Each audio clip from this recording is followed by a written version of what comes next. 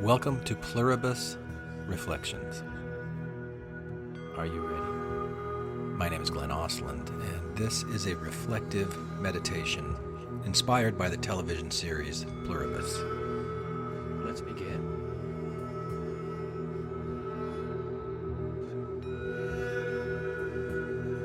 You may begin to notice how the sound of words as you sit here can sometimes be allowing your body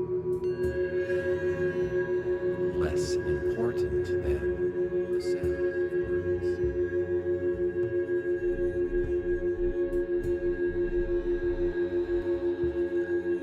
The spaces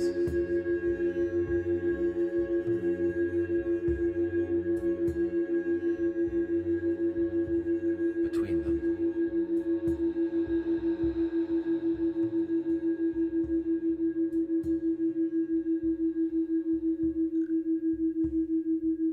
And what I mean by that is that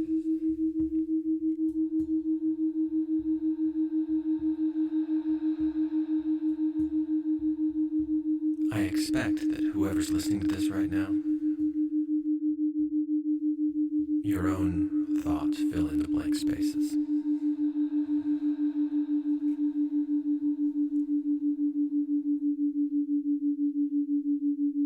Because there's a real value in developing the habit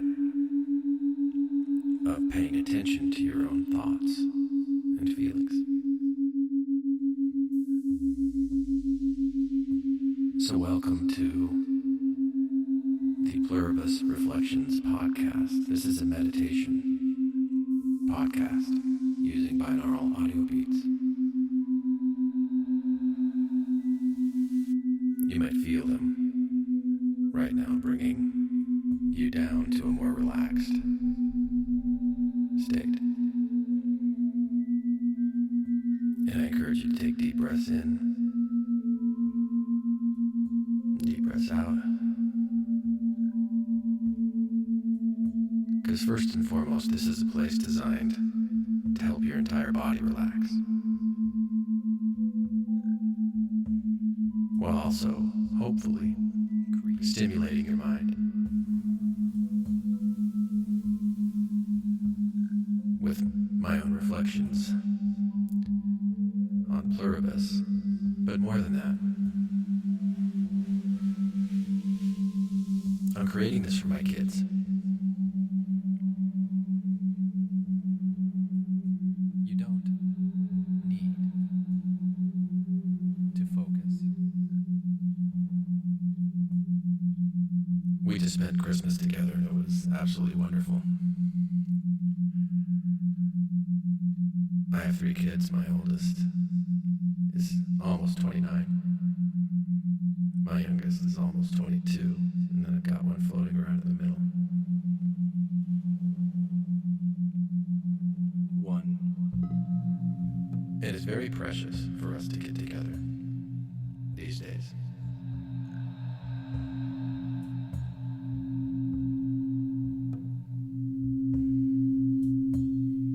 My oldest is in their first year of a graduate program.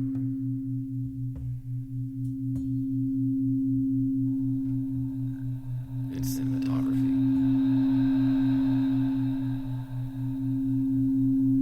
And they are very talented. My middle child is getting ready to travel to Asia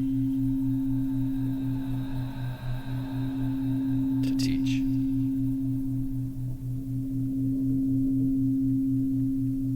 And have a completely unique experience.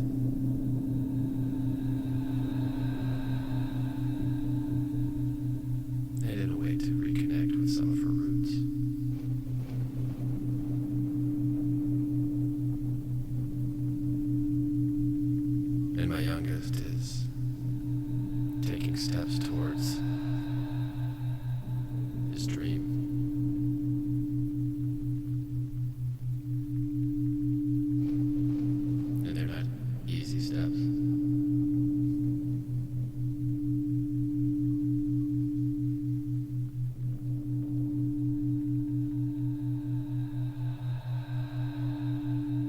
And I know a thing or two about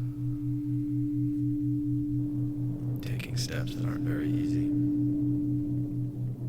I work as a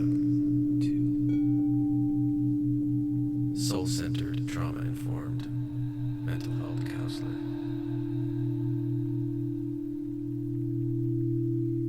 So when I watched the television show Pluribus, which I shared with my kids when we were together for Christmas, I'm looking at it through the eyes of a soul-centered, trauma-informed therapist.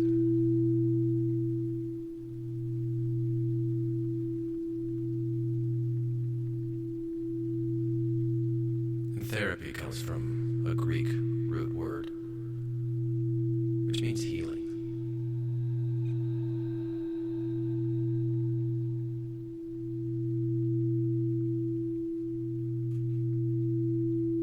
And being a soul-centered, trauma-informed therapist, I'm looking at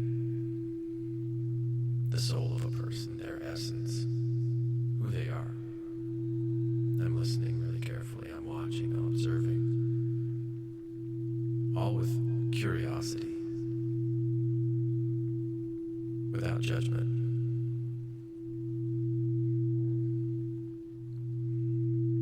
With something called unconditional positive regard.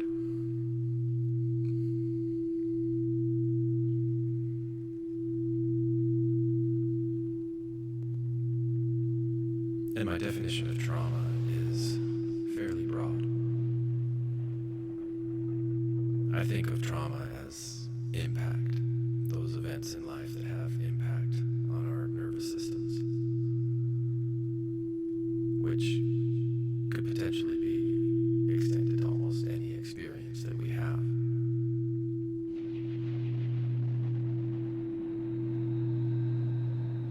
So it's through those eyes that I watched the show Pluribus, and there are going to be spoilers, because season 1 of Pluribus has already ended, and I watched all the episodes.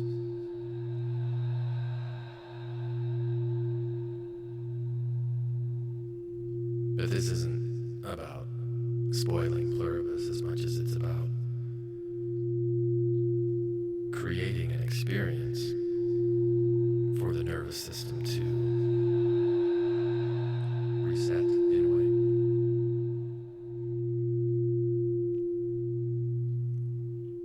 To create a calming space to flush excess cortisol from the system.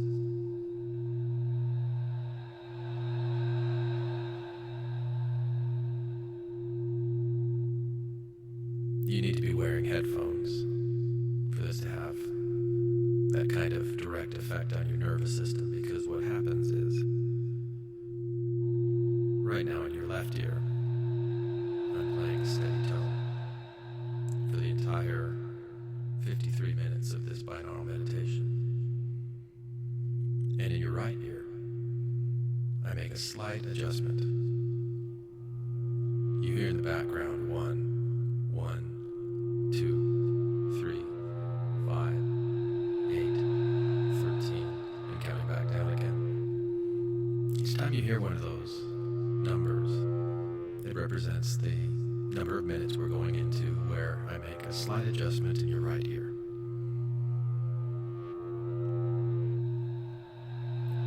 In your left ear, you're hearing 200 hertz. In your right ear, you might hear 204 hertz, a difference of 4 hertz, which puts you into the delta brainwave state, which is the way your brain oscillates when you're in deep sleep.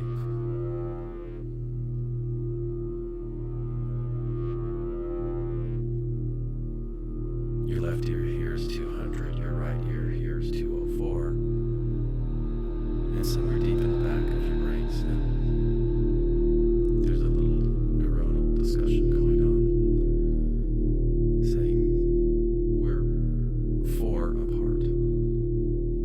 And then there's another part of the brain that says, hey, don't worry, we'll make it up.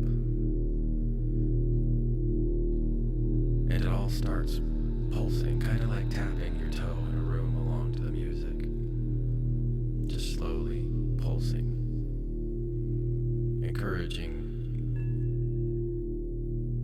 5, the entire network of neurons to just gradually slow down from the high stress of the day. Sometimes in your right ear you hear 204, sometimes it's 201, sometimes it's up to 208.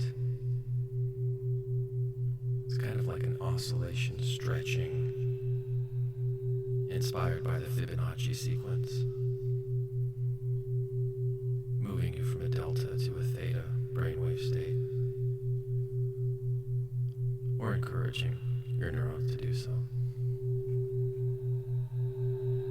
I've been doing these meditations for over a year now, and I can feel the way that cumulative practice creates a more calm baseline in my own nervous system.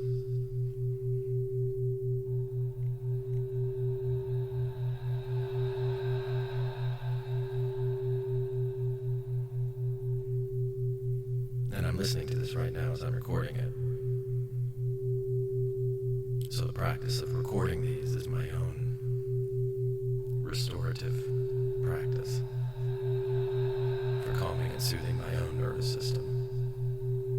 And I want to share that with my kids and with anyone else who tunes in to listen to this and finds it beneficial.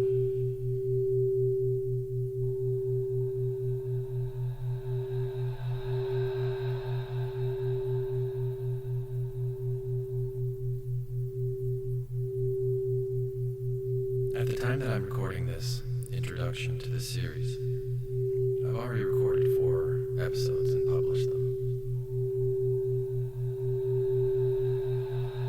The first 2 I scripted ahead of time. There's a lot of information in there, maybe too much.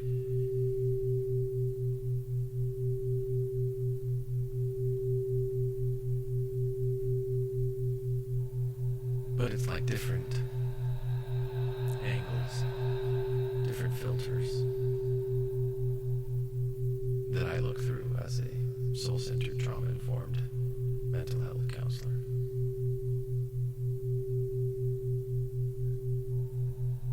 And then the second 2 that I already published were more like what I'm doing right now, which is just really shooting from the hip.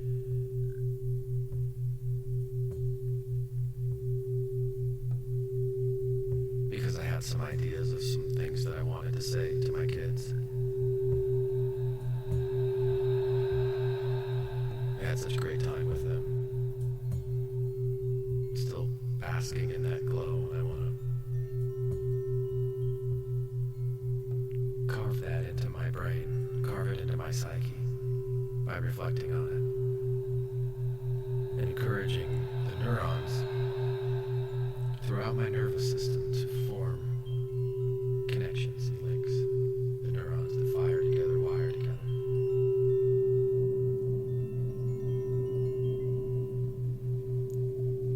It's easy to take a picture, put it on the wall.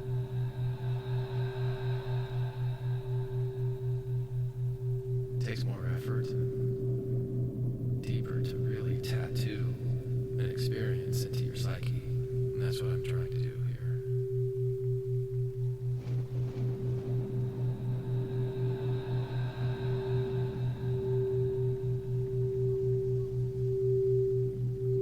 So there will be spoilers for Pluribus.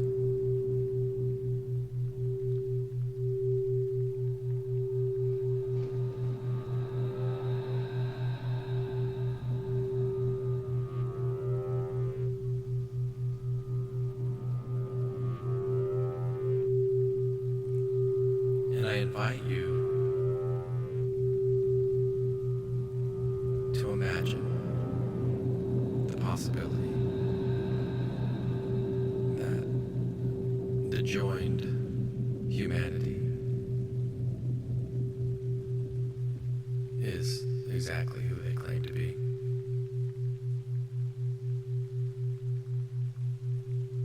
and that many of the assumptions and the biases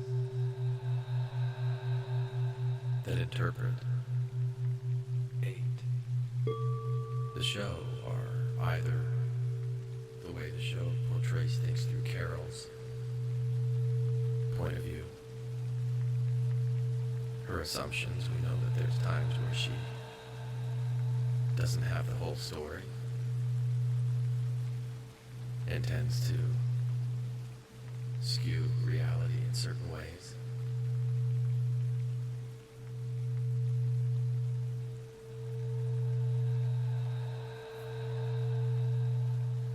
She could be standing in an incredible hotel room completely made out of ice,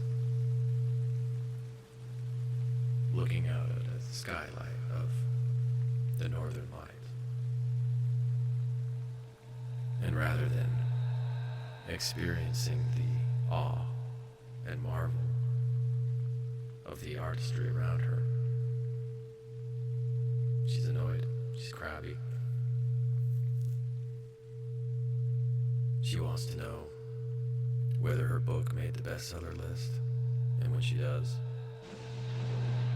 she needs to know exactly what rank. And her partner says something about how much she loves to suffer.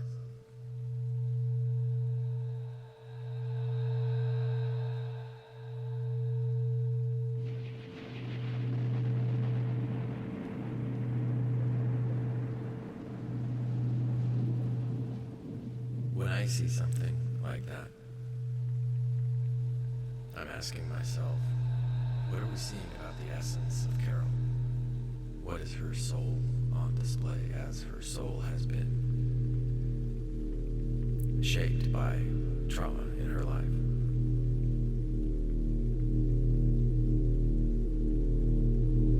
And while I don't have all of the details, I can make guesses.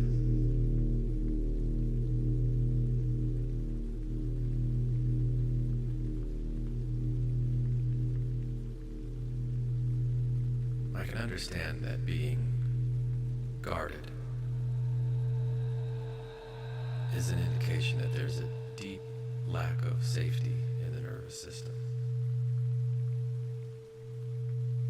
And I can assume that that lack of safety wouldn't be there unless life had carved it into her psyche through impactful experiences that we call trauma.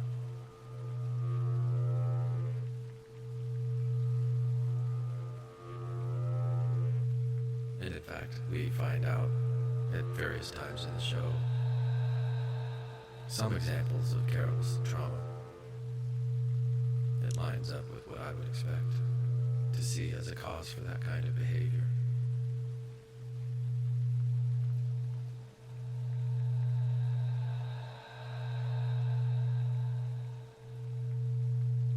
And it makes me more compassionate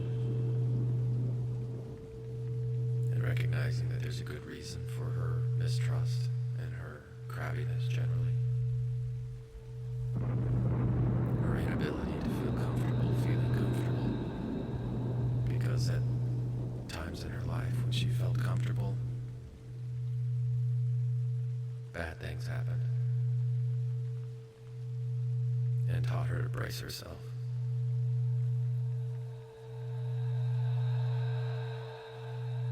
With so much strength and so much determination,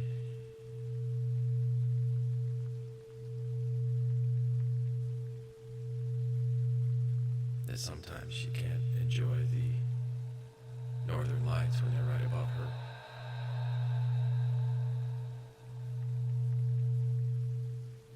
And she's ruminating over a past injustice or a future that doesn't deserve to be hoped for.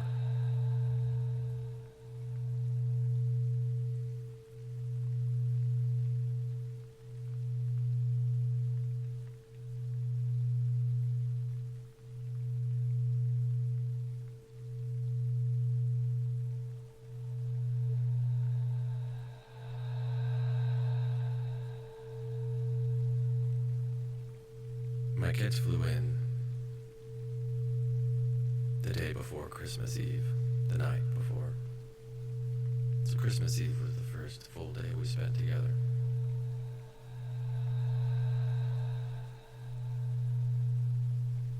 And we came into my office, where I'm recording this right now.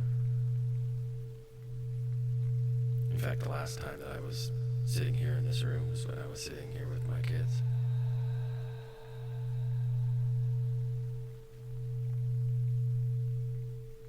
And I shared with them the way that I approach things with my clients.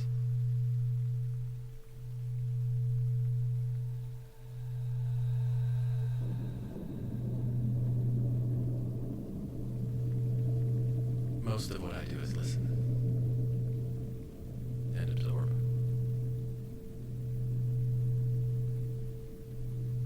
And I'm watching for certain things. And I'm reflecting back. And I'm watching the responses. They come back.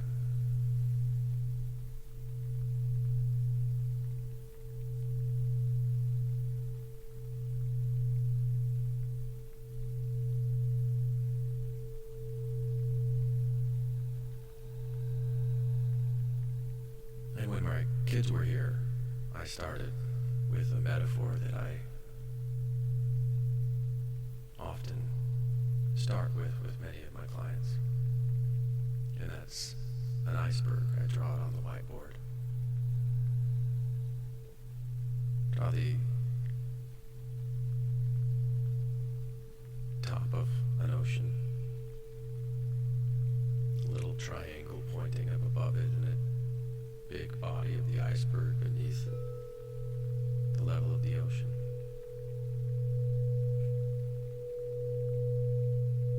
And I asked them first, what does an iceberg mean to you? And if we called the tip of the iceberg mind, and we called the submerged body of the iceberg body, what would the level of the water be?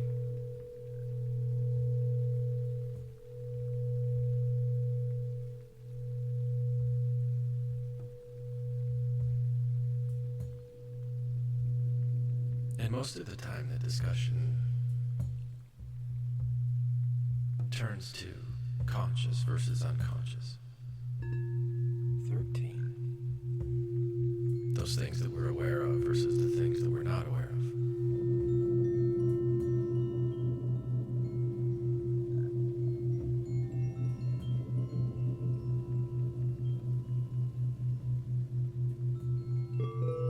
Sometimes I call the tip of the iceberg ego. Not in the way of arrogance or pride, like he's just doing that to stroke his ego.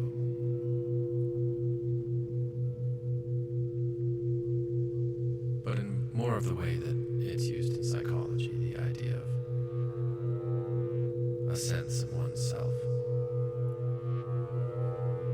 which neuroscientists are showing us is a construct. It's constantly being updated.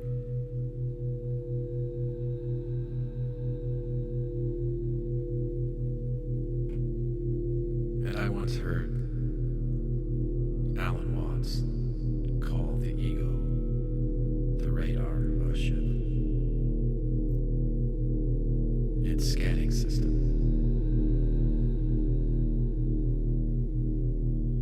This radar system of our bodies that scans with its eyes and its ears and thinks with its brain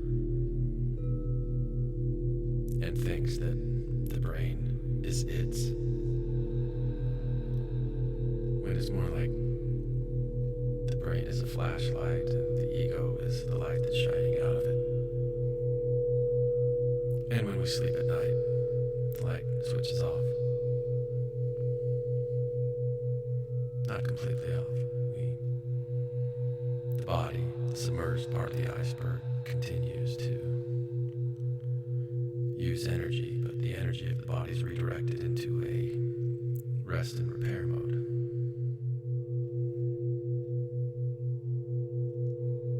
Keeping the lights on above water, that conscious ego, it's expensive. It takes a lot of energy from the body. The body evolved the ability to have such a complicated, intricate radar system because it provided many advantages for survival and thriving.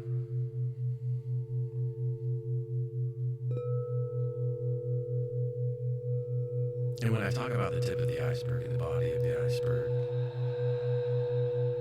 I remind my clients that I'm also talking about living systems of cells that have a history deep within the nucleus of each cell, a genetic record made up of the same kinds of molecules that the first episode of Pluribus introduced, the RNA sequence.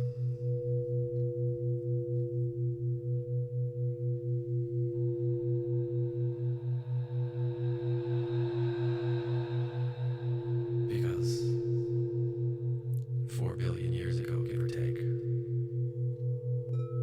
the Earth was a very different place, and conditions were perfect for the emergence of molecules that would form relationships with other molecules, such stable relationships that other things could grow.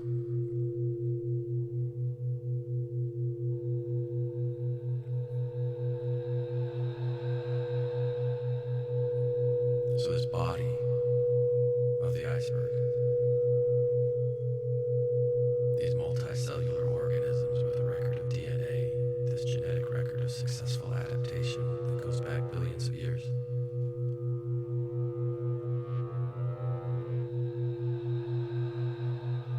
It's always doing something, and the mind resting on top of the water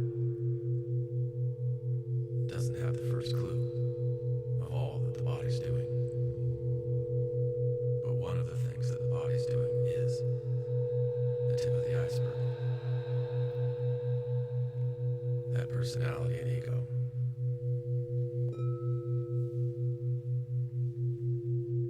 In Carol,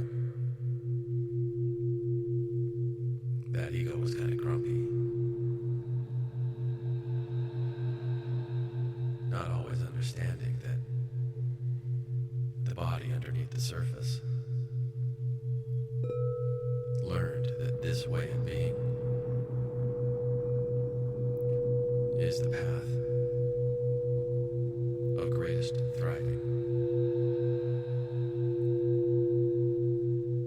which suggests to me that deep in Carol's past, there was a traumatic environment where she learned to be sarcastic, mistrusting,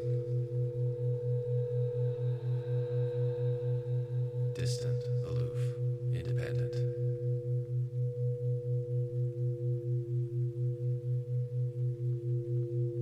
Because that's what she needed. And then one day, overnight, the world changes.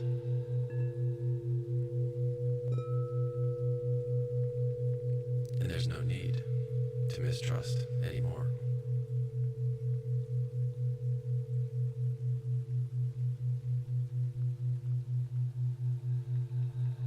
Because humanity now all shares all things.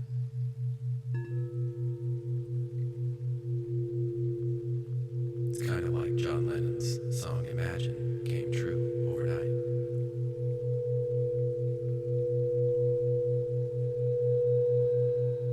Imagine no possessions. I wonder if you can.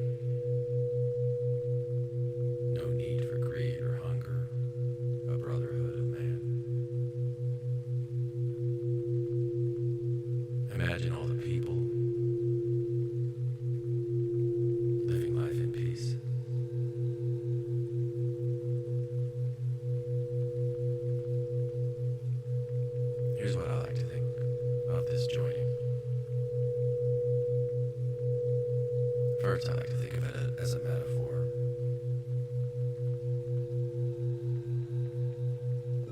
It's less of a joining and more of a relaxing of blinders.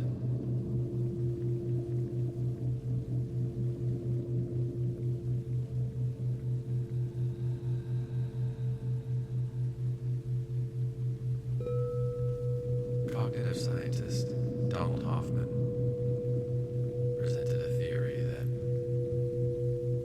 our perception of reality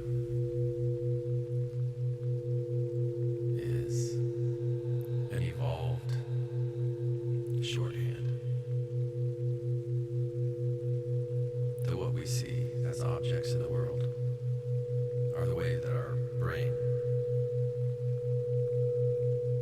translates signals, and it filters out what isn't necessary, and it highlights what is necessary, and it's akin to the icons on a desktop computer. You go to click a little wastebasket.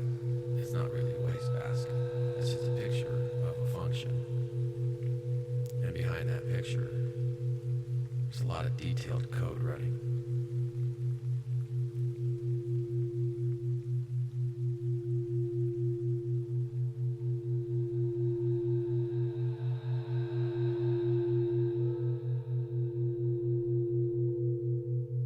What we perceive is only a fraction of what the neurons in our brain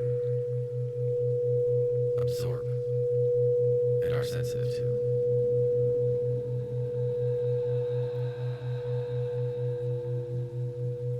And what I think is going on with the joining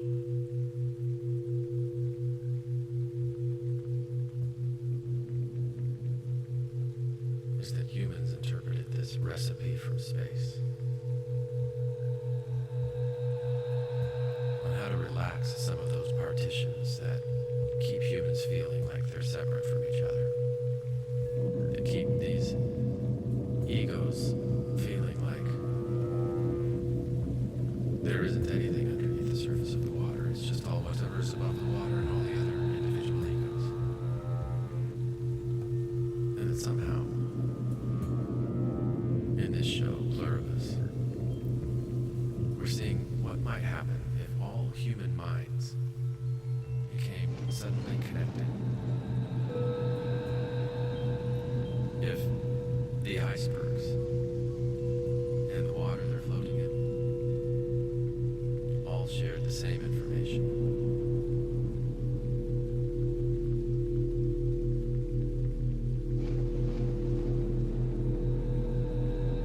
And there are theories that maybe this is the case already,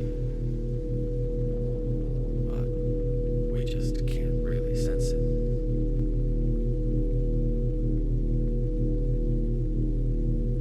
That perhaps our interconnectedness runs far deeper than any of us really understand.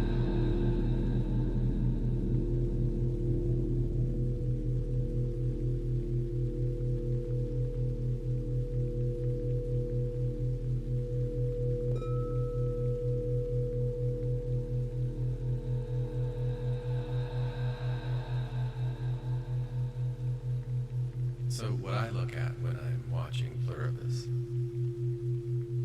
I imagine that Vince Gilligan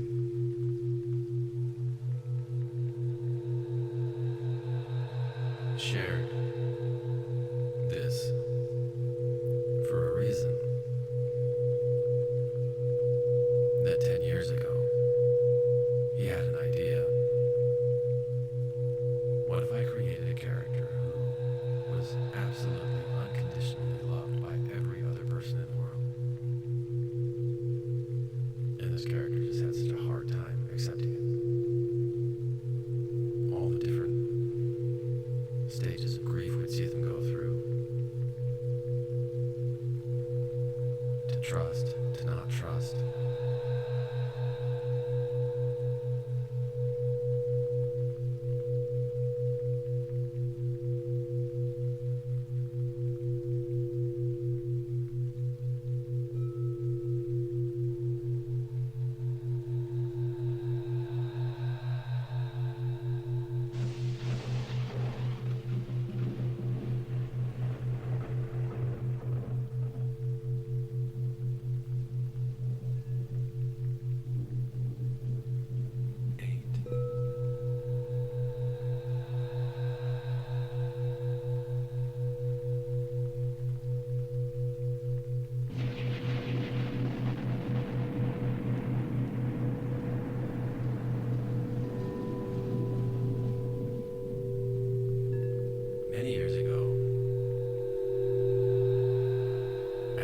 experience that is the closest that I've ever come to experiencing something like this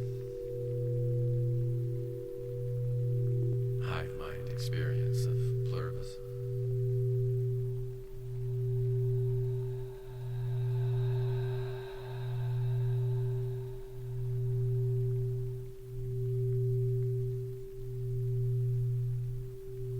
A friend of mine invited me to attend an ayahuasca ceremony.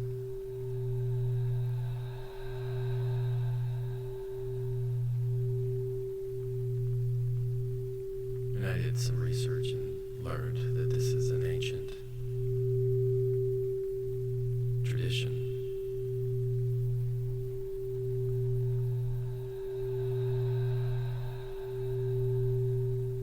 It's gained in popularity in recent years, and I was intrigued and terrified.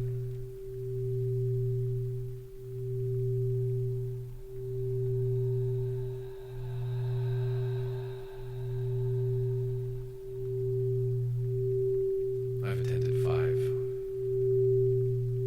in total over the course of the last several years. It's been a while.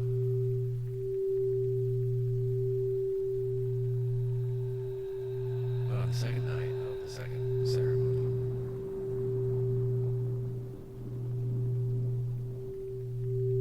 I put my full trust in the shaman who was facilitating this ceremony. And there was a point when he asked me that I want a small, medium, or large cup of the medicine. And I told him that I wanted him to choose, and I didn't want to know. For him to feel into it.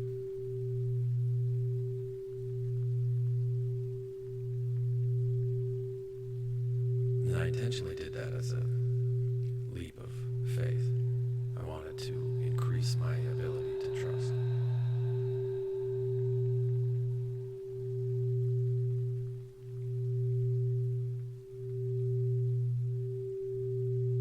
Once I started to feel the effects of the medicine come on, it was stronger than anything I had experienced before, and I started to feel very uncomfortable.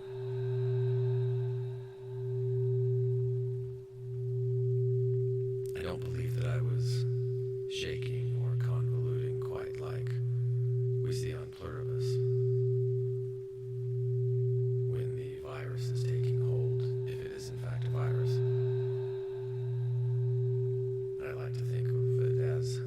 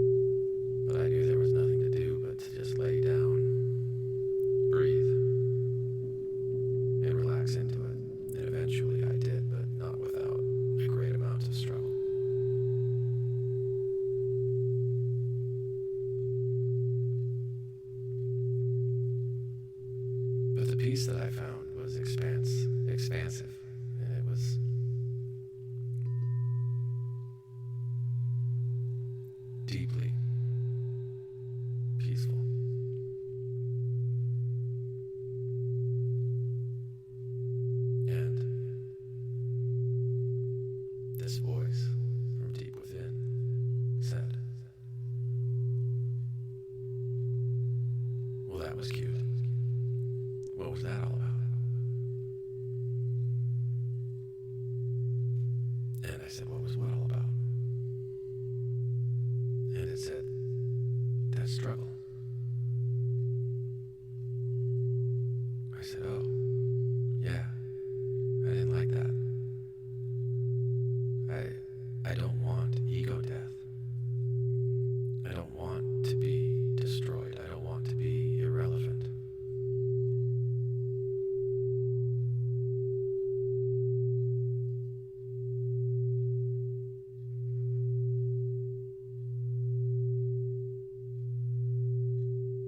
And the voice said,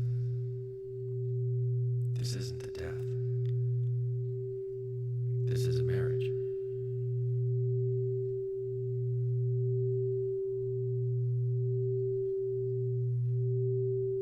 I'm not here to destroy you. I have created you. Everything about you. Even those things that you think of as your flaws.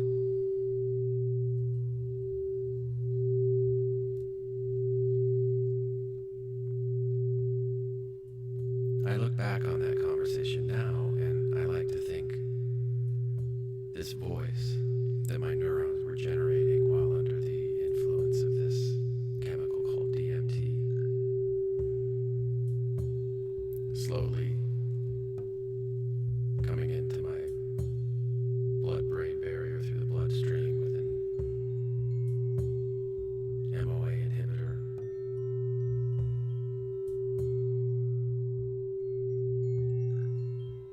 That somehow my brain translated my nervous system into some kind of inner voice and said, everything about you has been created in response to your environment and its power and its transformative power. And the more you become aware of me, the things that we can do together far outweigh anything you could accomplish on your own. And I love you. I love everything about you.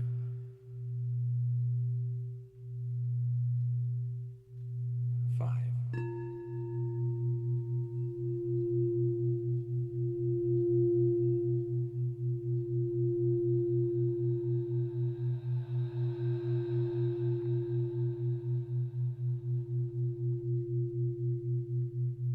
Was in this state where I felt a deep connection to this inner self. It said, as you start to see transformation in your life, you'll understand.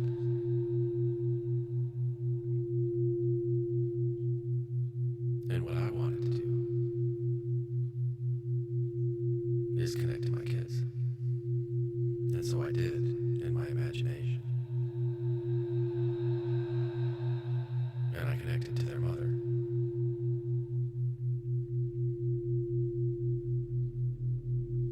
We divorced many years ago.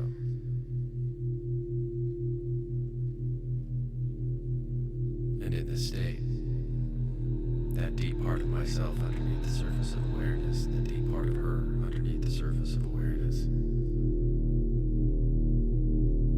embraced in understanding.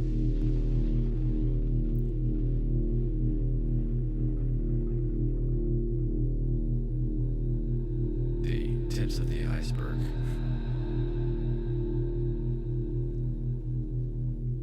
don't quite follow suit, but beneath that surface, at least in that time, there's a deep understanding and appreciation, a love and a joy and peace.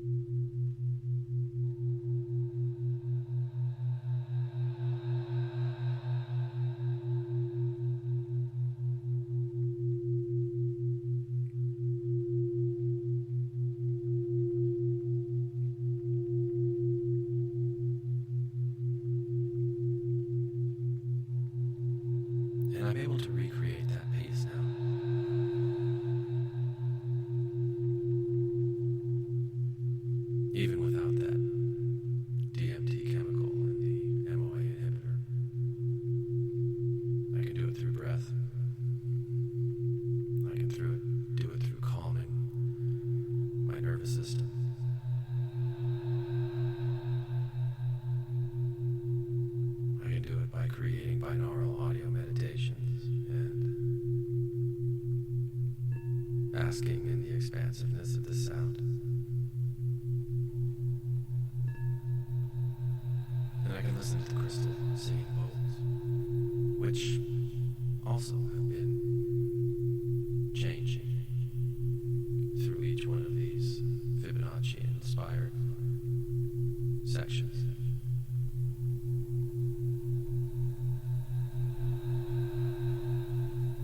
Sometimes the singing bowl plays in a tone that traditionally is associated with the heart. Sometimes it plays in the tone of a throat or a third eye or a crown.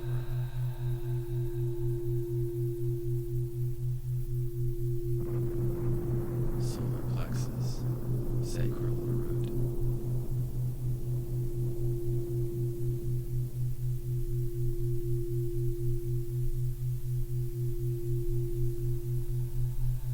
Some traditions call it an aura cleansing.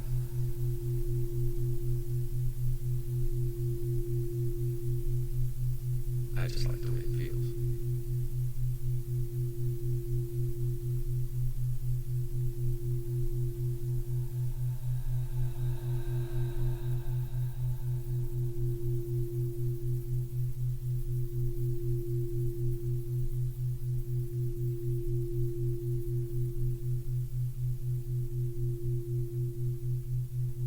And what if it's true?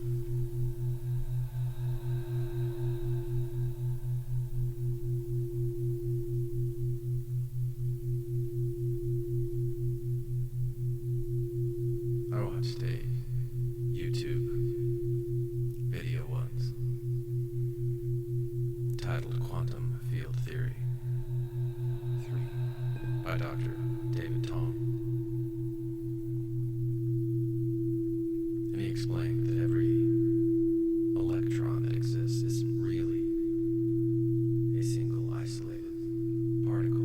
It's actually an infinite wave that fills the immensity of space, and that every individual particle is an individual particle because of certain conditions that exist and put it into space and time.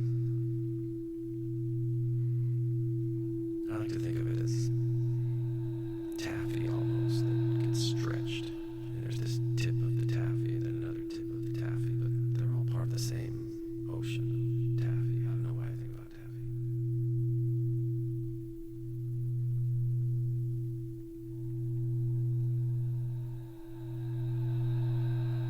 But what this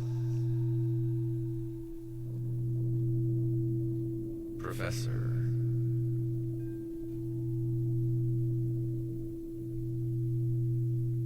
of theoretical physics shared is that every electron in my body and every electron in every other body, every other thing, every other electron is all part of the same electron field. So how deep does this ocean go? Because when I diagram this on the board, mind as the tip of the iceberg, body underneath it, I call the water spirit. I might call the water soul. Because the body emerges from the spirit and the mind emerges from body, but they're all the same thing. It's all water, frozen in different forms.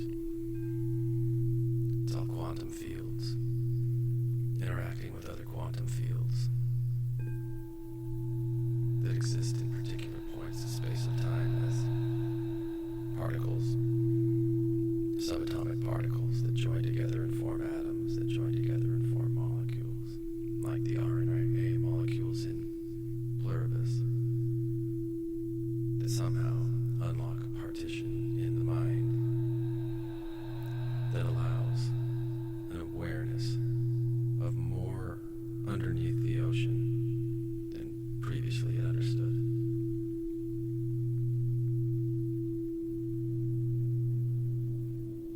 I know there are people who look at Pluribus and think that these joined humans no longer have individual experiences or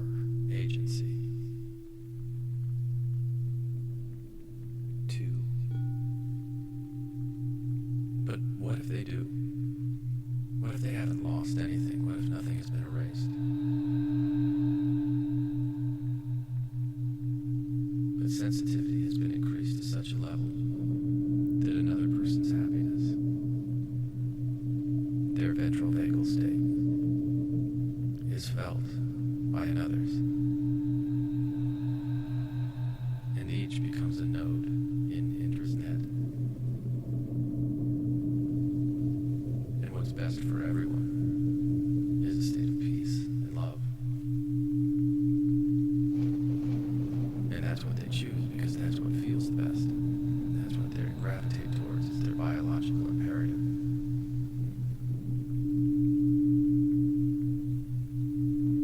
And what if that's the same type of force that makes subatomic particles join into atoms, and atoms into molecules, and molecules into these cells,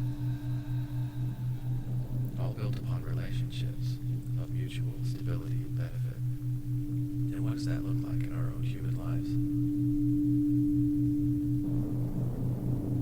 And can we really trust that that process is happening inside of our bodies all the time, even when our minds tell us we're not doing it right, or we're not good enough, or what if someone else thinks those things?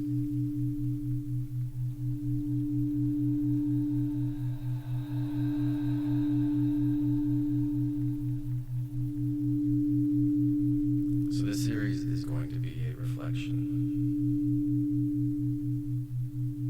set to binaural beats, one with crystal singing bowls, and thoughts that I want to share with my own children. Because kids, what I want you to know,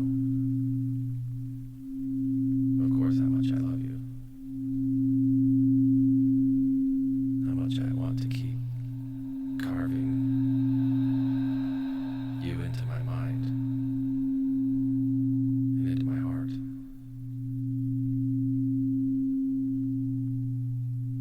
Through the types of interactions that are mutually beneficial for us all. And in sharing with you what I shared with you when you came in, and we sat down and we looked at this iceberg, and later the polyvagal theory that I shared with you.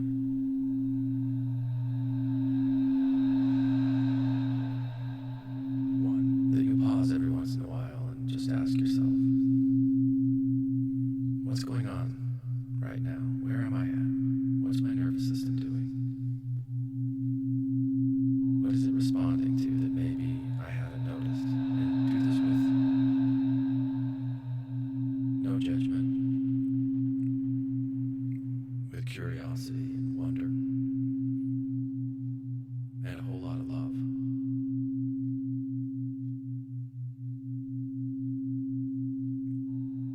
Because that's what I have